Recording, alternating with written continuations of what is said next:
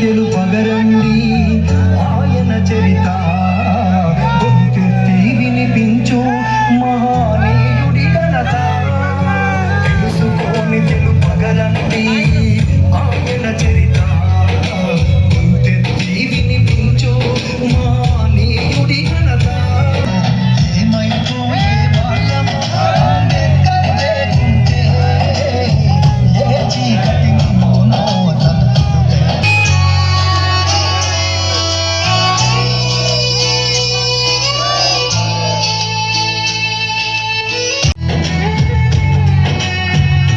రాజ్యాంగం అణువు అణువులో జీవం నింపి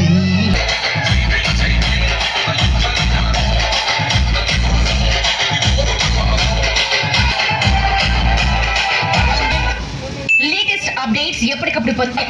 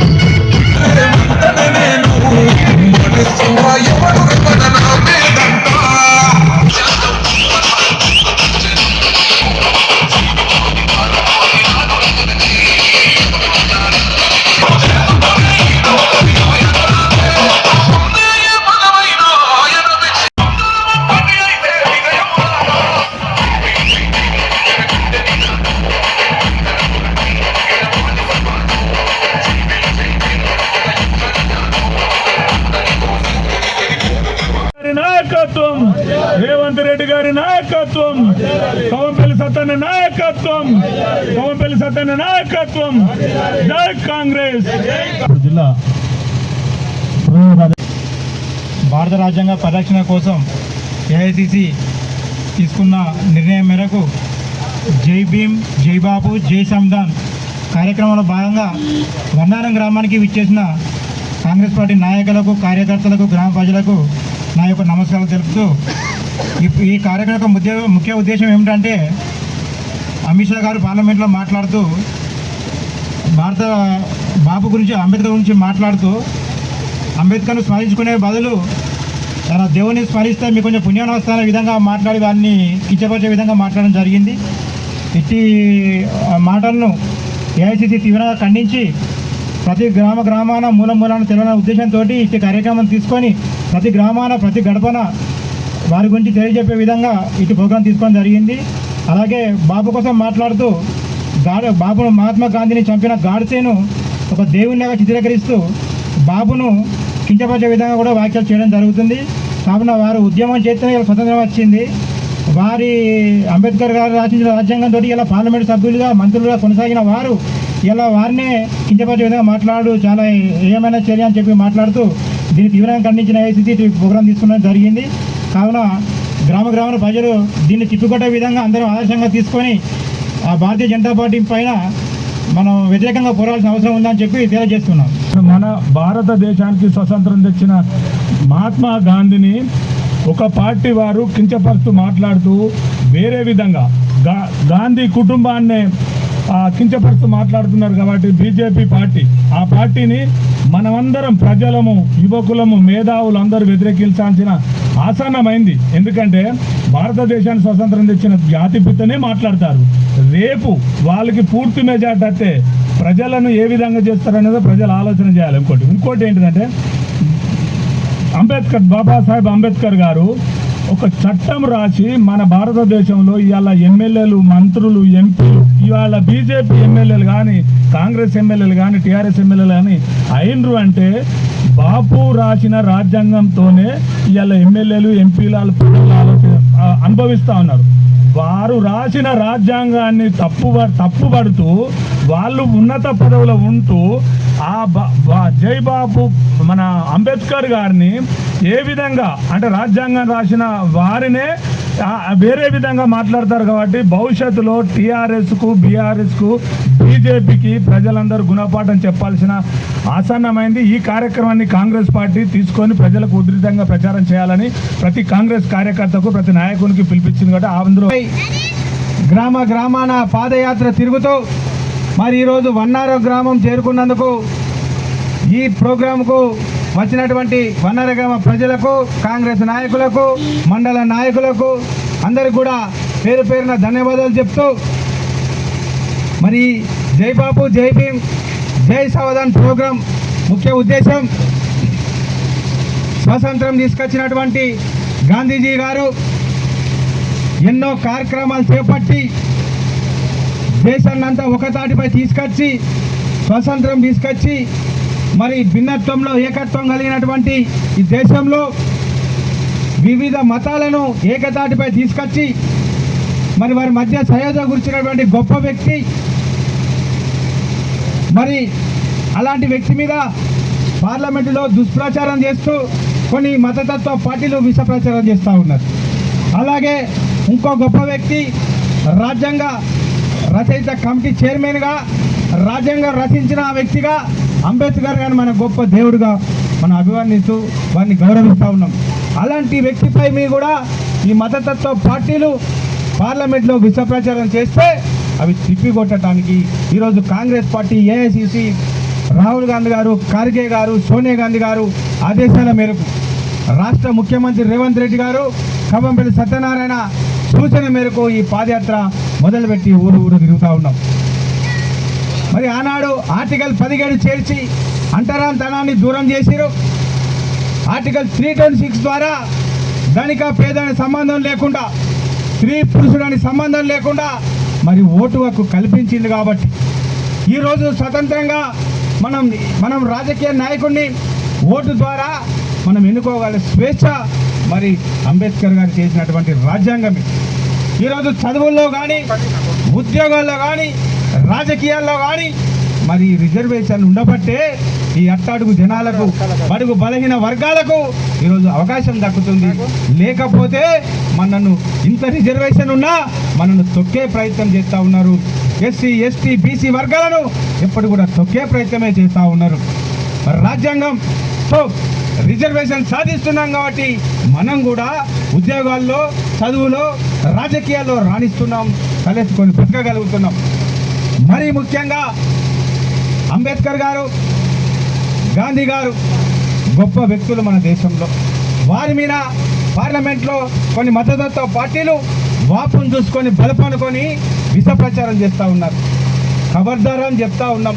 కాంగ్రెస్ పార్టీ మిమ్మల్ని మీ దుష్ప్రచారాన్ని ఎండగడుతూ ఈరోజు గ్రామాన తిరుగుతూ ఈ యాత్రకు సహకరించిన మండల అధ్యక్షుడు గారి ఆధ్వర్యంలో ప్రతి గ్రామాన ఈ యాత్ర జరుగుతూ మార్కెట్ కమిటీ చైర్మన్ ఓదలన్న గారు, వైస్ చైర్మన్ తిరుమల్ రెడ్డి గారు, యూత్ కాంగ్రెస్ సోదరుడు, ఇంకా యూత్ కాంగ్రెస్ సోదరులు అందరూ కూడా ప్రతిరోజు కష్టపడుతూ బీసీసీఎల్ అధ్యక్షుడు, ఎస్సీసీఎల్ అధ్యక్షుడు, మహిళా కాంగ్రెస్, కిసాన్ కాంగ్రెస్, మిగతా విలేజ్ అధ్యక్షులు ప్రతిరోజు నాయకులందరూ కూడా ఈ యాత్రలో పాల్గొంటూ ఎండనక వాననక మరి ఆదేశాలు రాష్ట్ర ఏఐసిసి రాష్ట్ర ప్రభుత్వం ఇచ్చిన ఆదేశాలు ముందుకు తీసుకుపోతూ కష్టపడుతున్న కాంగ్రెస్ నాయకులకు, కార్యకర్తలకు ప్రతి ఒక్కరికి ధన్యవాదాలు చెప్తూ ఈరోజు ఈ కార్యక్రమం అందరికి వచ్చిన ఈ గ్రామ ప్రజలు కూడా మేము ధన్యవాదాలు చెప్తున్నాం. శక్తులందరూ ఏకమై కాంగ్రెస్ పార్టీపై, అదేవిధంగా అంబేద్కర్ను,